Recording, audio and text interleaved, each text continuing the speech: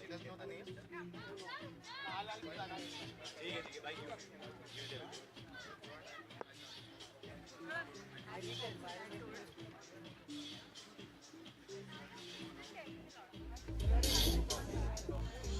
I guess I'll speak this again and this again. Which one? Sorry. This and this again. We are introducing them and Yeah. Okay, done. you Perfect. speak Yeah. with their honor. Let's start. Yeah. Start. Actress and passionate environmentalist Diya Mirza, Honorable Environment Minister Shri Pankaja Munde, MLA Ashish Shelar, Marzia Pathan, and our other panelists Arundhati Kumar, Gayatri Gulyani, and Natasha DeCosta. We thank you for lending not only your presence but our voices to the mission. This is more than a summit, it's a movement powered by students, NGOs, social workers, and artists, all coming together under one roof. Today, we don't just talk about the environment, we celebrate it, honor it, and fight for it. So let's begin our evening with the first set of our speakers.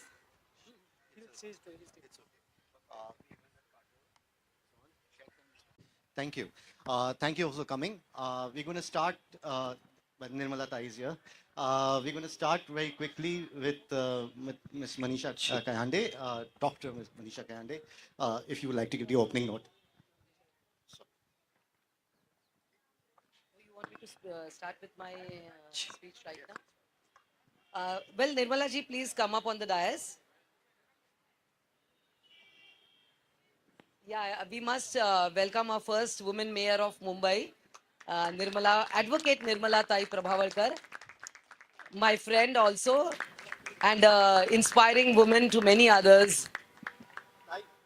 Please come this side.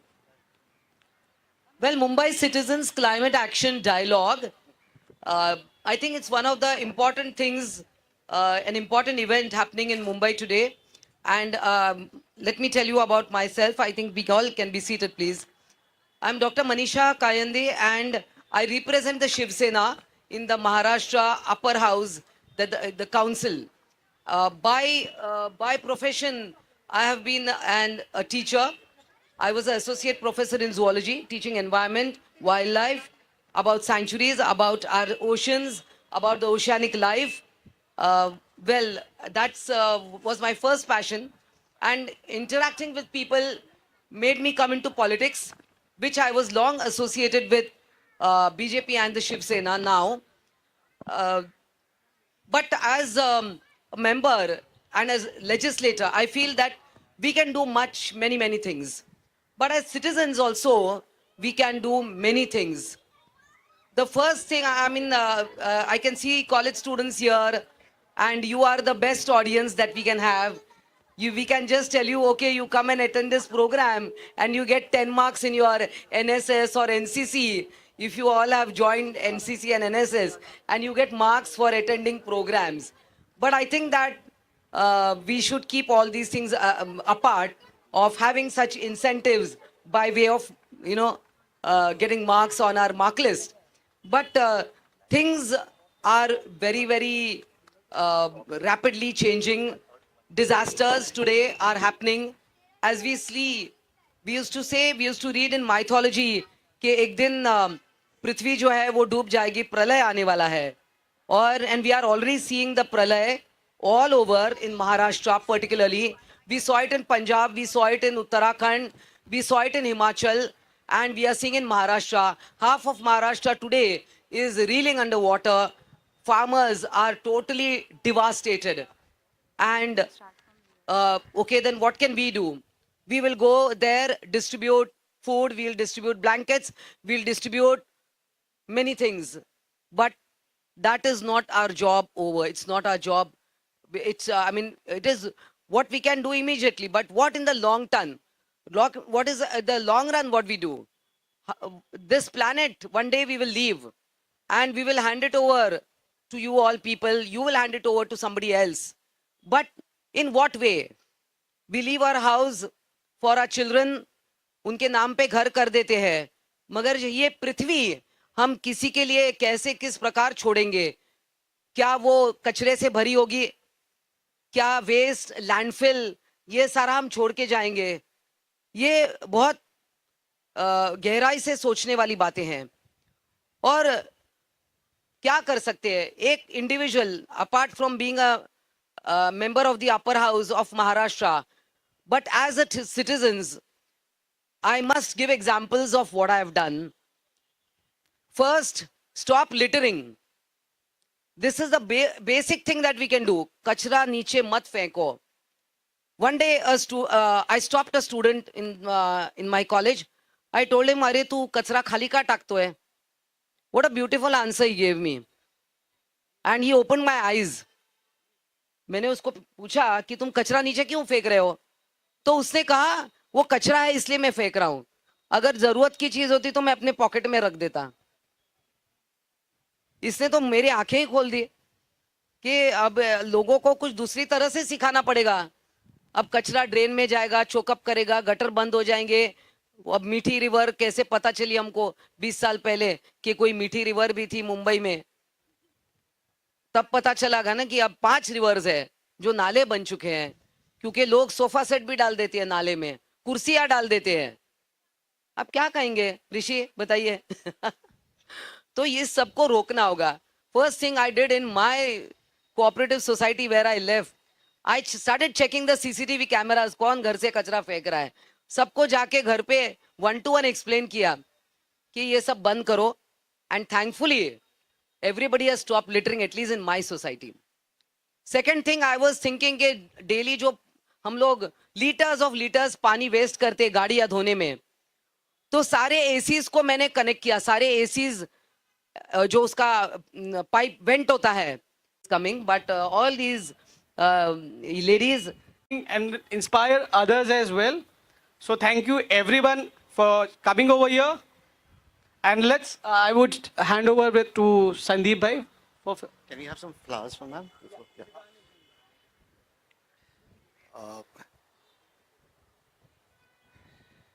Is it coming?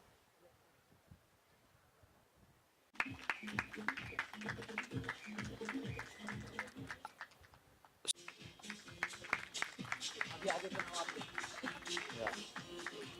So I'm going to start. I'm going to request some of our members to sit on. So the main people will be, at the end. I hope you don't mind.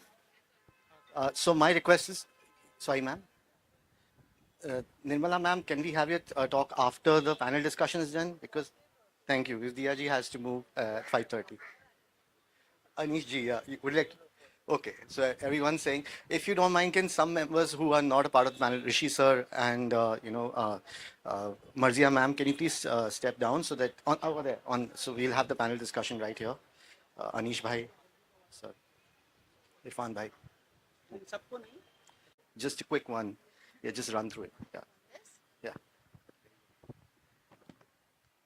Okay, moving forward, working alongside global giants such as Sony and Lionsgate.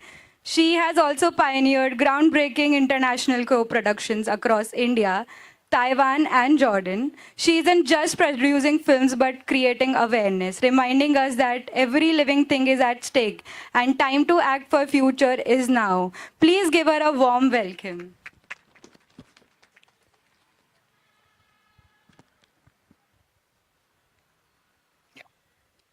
The next dignitary which we have, she's the founder and CEO of startup. You do. We are very glad to be joined by National College.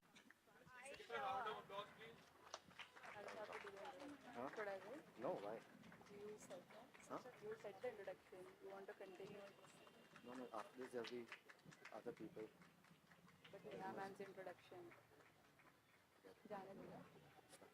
Yeah. Sorry for that break.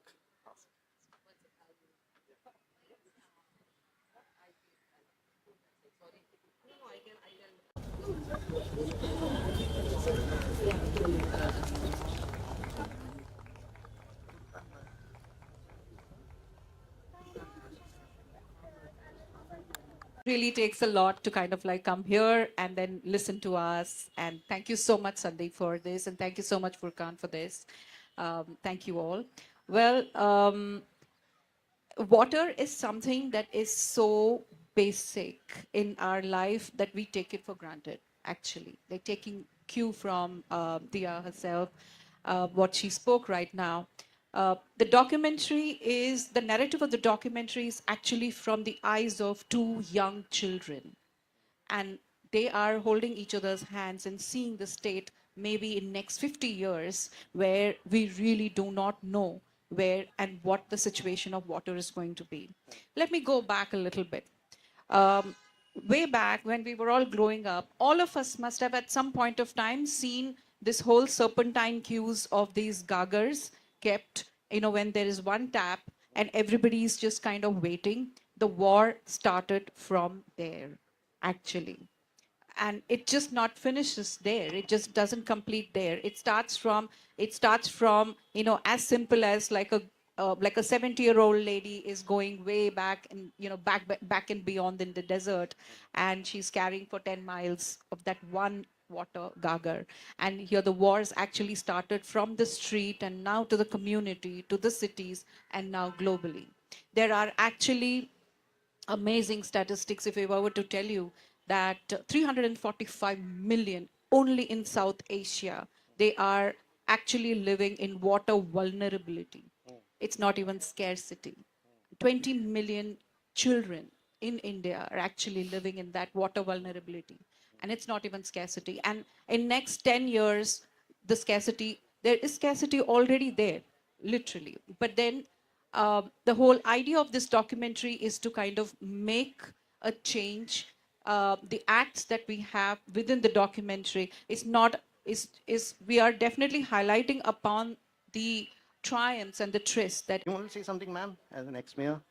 I think you had something to say. You wanted to say something? I thought you called me as a panelist. No, actually, yeah, as a speaker, but if you would like to say, you can go for it.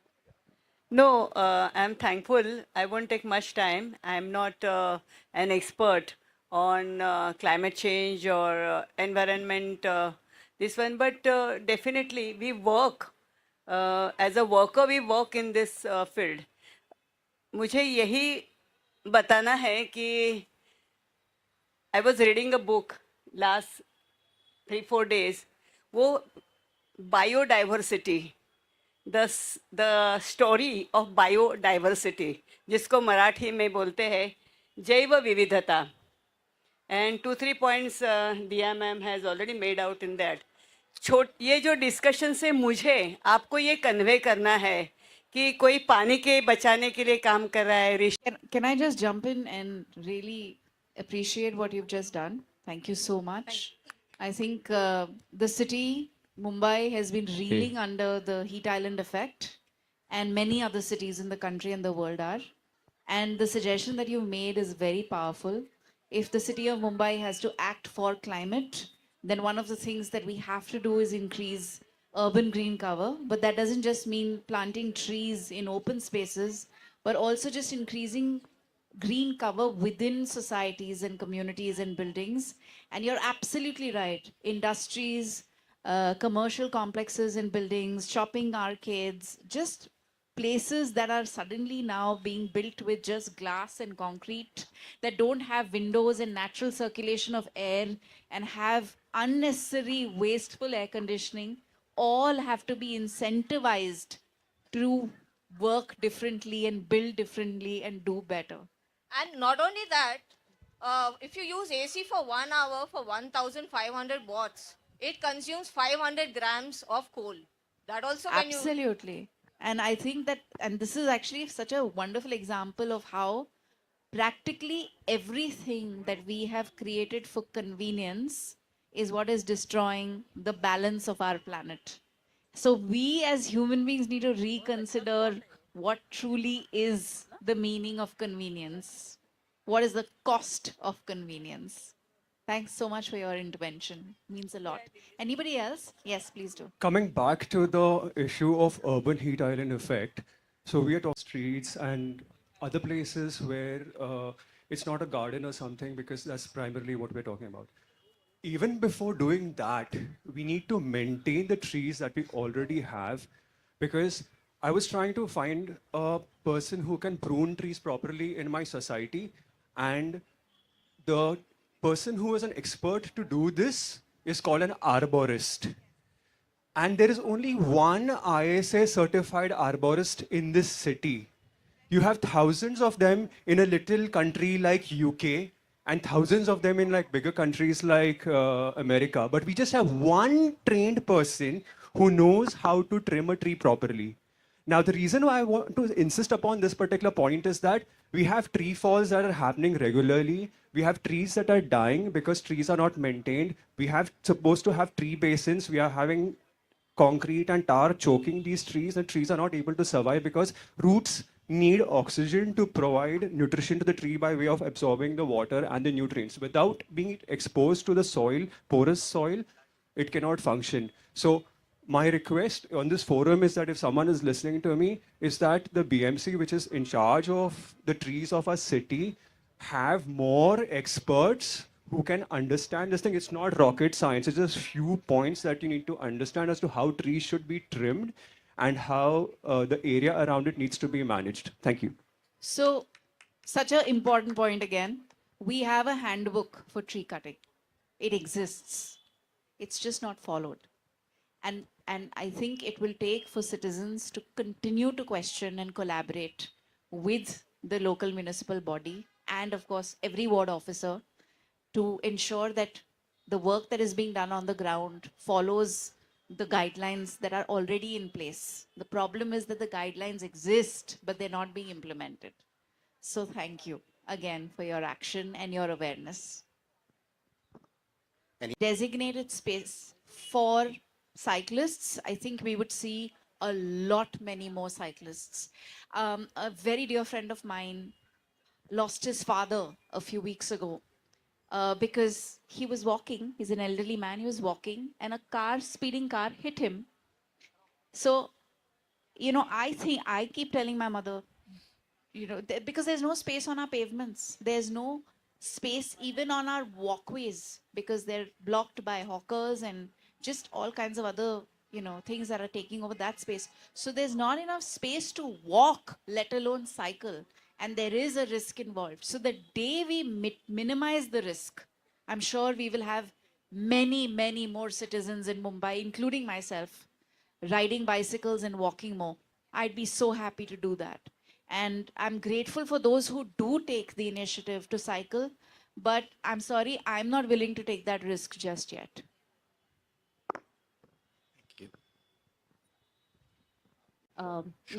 There was this question. My daughter's 15, so I'm taking the liberty to answer on her behalf. I think one of the things that everyone can do is exactly what we are doing right here.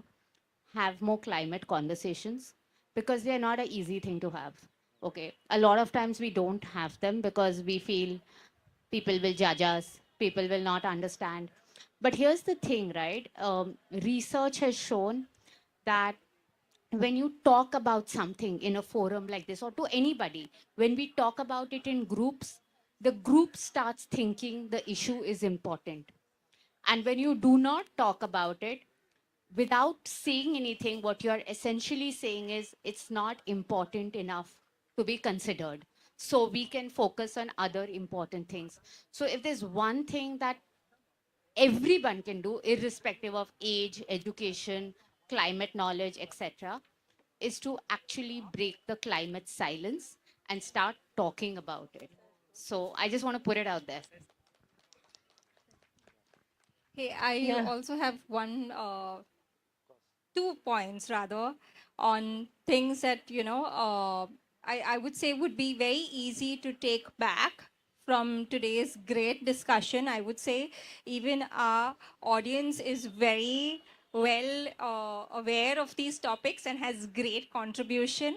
And I would say the two most important, two easy ones, I would say, to do immediately would be the base segregation, and I think the water intention, right? Because finally that will help you as well as an individual. So I would say these would be the most two important two very simple, very easy things. I think everyone on this panel also looks at those very simple, easy, consistent habits that we can do, which will make a difference for tomorrow and which will bring us all to a better, to a better equation, right? Where we all want to go and we're figuring out. But I think everyone today has spoken. I think the big takeaway for all of us from this conversation today is threefold. One, we need to keep communicating with each other. We have to encourage an outspokenness about climate action, and climate silence can no longer be the norm. It has to become the exception. And we need to bring climate dialogue onto our streets, into our homes, but most importantly, into our hearts. And the second thing is that actions are tangible, they're accessible, they are personal, and each and every one of us can make a difference. The third takeaway for me from this panel is that, you know, action begins with intent, and intent is born from connection. And so, my big single minded thought that I want to leave everyone here with is please engage and interact with nature every day. Nothing will teach you, guide you, help you, direct you better than Mother Earth herself. And this is something that I encourage my children to do. And I think that it's what keeps them healthy, it's what keeps them sane, it's what will help them form a bond that is unshakable, and that is what will guide their choices through life. And I hope that every industry, every politician, every person in a place of power can recognize this connection that they have with the earth and scale the solutions, because the solutions exist. What is lacking is the discipline, the drive, the commitment, and the conscience to scale the solutions. The moment we as civil society start mobilizing ourselves and demanding those who are in positions of power to change, change will happen. And it's happening across the country and the world. People are no longer waiting for somebody else to drive impact. They're doing it, young people especially. The number of social enterprises that have been opened in the last decade is unprecedented. It's incredible. And that is the formidable force that I count on. And of course, I count on nature every single day to teach us and to help us and guide us. Thank you. Thank you, ma'am. Yes, Marzia Pathan will be doing her speech next. ताई, आप बैठिए, ताई, आप बैठिए, आप बैठिए. She is a photographer for the Times of India.